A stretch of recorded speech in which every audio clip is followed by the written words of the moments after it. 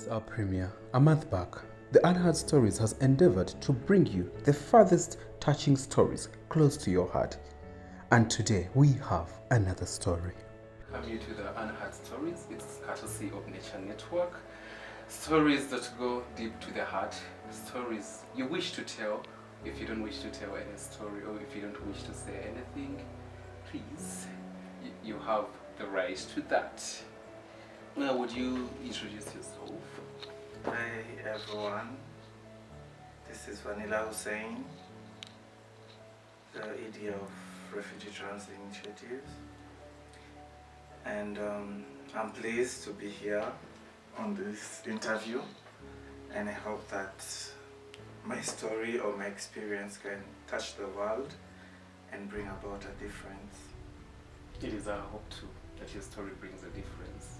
It talks to a lot of people. So tell us, who is Vannilla Hussein?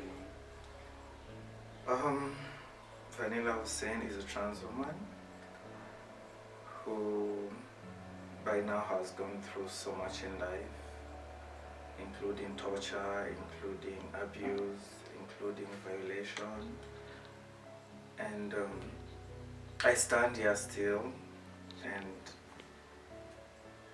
despite the mental health breakdown that I faced during my activism work, during my life experience, Vannilla is a strong-willed woman, and she's willing to go an extra mile for the sake of not just we refugee but the community at large, in terms of being who you are and living your truth. So however much experience teaches us so much, we still have to live our truth, and that's who Vannilla is, and that's what she's all about, living your truth. Wow, that is really, really touching. So, Vannilla, have you faced all these troubles because you're a trans woman? Yes, from way back. Even before I started the activism, as a child, I always knew that I was different, and I always knew that there was more to me than just what the world would say or what the world would feel. So being trans has triggered a lot of hatred, transphobia, a lot of hardship, and because of that, I've reached a point whereby I almost lost my life, but I'm still here to give this story, and I hope that the other trans who are yet to find themselves or discover themselves, to hang in there, to hang in there and be strong, that there's always light at the end of the tunnel. And out of experience, I'm still going through hardship, I'm still facing all the assault, all the abuses, but I'm still holding in there, and I believe that others can also conquer. One day we can conquer and be empowered enough to be our true selves. Wow, so maybe what we need to explain to people, who is a trans person? A trans person is, there are categories of trans people. We have trans men, we have trans women. It's your gender identity that you're not saying at birth, because at birth I was born a boy, but I'm transitioning to become a woman, because that's who I feel I am, that's who I've always been, and however much people say that God don't make mistakes of making you a boy, now you want to become a woman. Well, anyone who feels that they are not in the right body, like we have so many trans men who's transitioned and are now men, and they're living their lives and they're living their truth. We have many trans women who are still in the process of transitioning, and others have already transitioned and are living their truth as well. So it's basically living your truth and being who you truly are. That is quite empowering. I would like to know, gender is not about what you are assigned at birth. Yes. Is gender more than that? Oh, give us a gist about that. Gender is, there's gender fluid, whereby you can be non-binary, you can be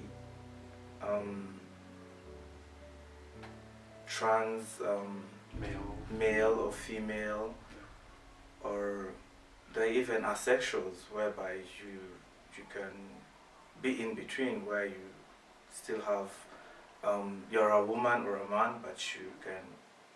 Yeah, you're right. Yes, there are cross dressers, there are drag queens, you know. So gender is a huge variety of different category, and it depends also on how someone feels. Yeah.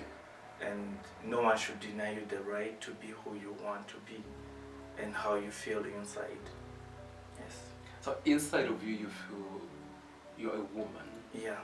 From childhood, I used to, I remember I used to get beaten by my family members, my auntie, for always putting on her heels. Sometimes I would wear on her makeup, and everyone would like, what's wrong with that boy? What's wrong with that boy? Not knowing that. Unusual for a boy. Exactly. Not knowing that at some point this was really who it was meant to come out, who I was supposed to be. Because everyone by then wouldn't understand, why would this boy put on heels, why would he put on makeup? And I was at a very young age of about 5-6 years. Yeah. I myself didn't understand what was behind it. But the more you grow, the more you learn, the more you experience, and the more you fight, you get that urge of being who you truly want to be. Are you trying to say that you have no control over it at all? It's so hard. It's so hard to control who you are, and I personally don't have control. I've been beaten on the street, I've been abused, I've been arrested. I've gone through a lot of mental breakdown that has almost led me into an institute because of fighting for who I am, because I don't have control over it. However much you will be maybe with your fellow gay people, someone will be like, don't act like this, don't dress like this, don't do this, don't do that. You know, you're too much. So that alone just kills you. So there is also transphobia Yes. in the LGBT community, whereby a gay person wouldn't want to sit with you because he feels like you're too girly for him, or you walk in a certain way, or you behave in a way that do not collide with their sexuality. Okay, you talked about your childhood. I would like to take you back. You grew up in a family. Was it a very big family? Was it a small family? Did you grow up with your mother and father there? Or tell us about your family. Wow. I wouldn't know where to start, to be honest, because this is a sensitive topic. And was there a mother and a father? Yes, there's a mother and a father, but I grew up with single parents. I grew up with relatives because by then my parents had me when they were a bit young.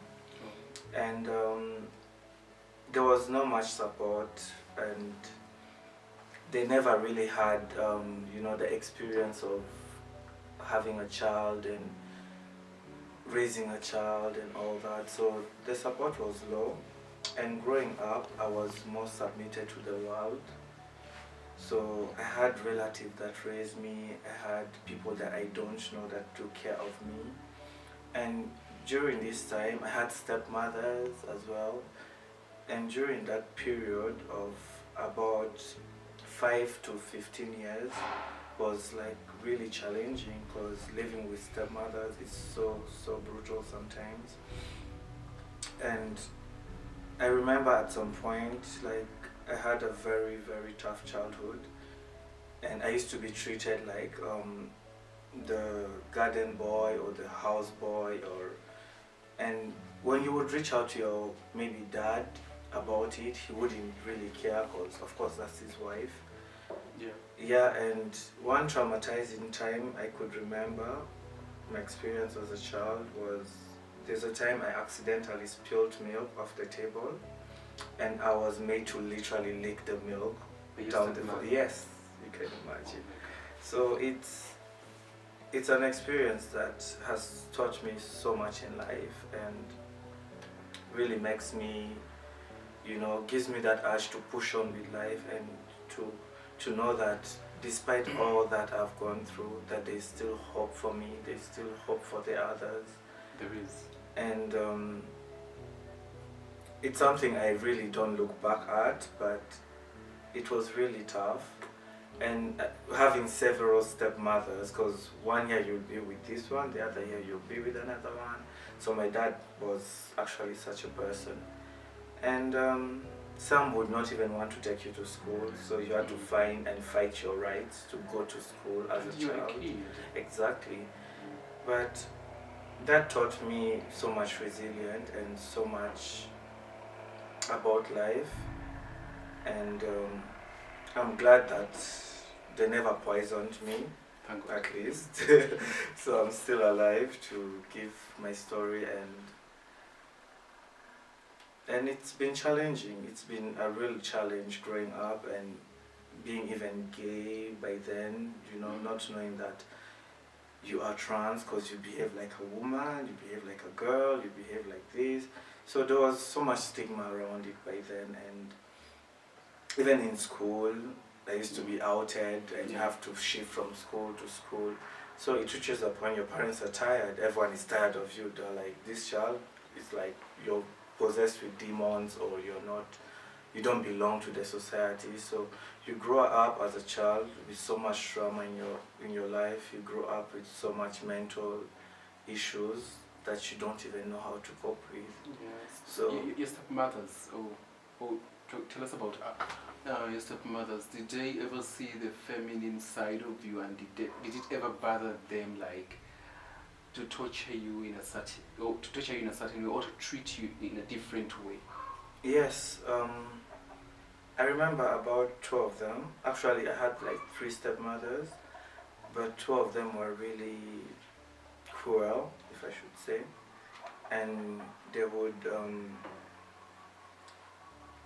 would really make life so hard for you, whereby if they had you find a place whereby you're not the only child and they have a child with your parent, and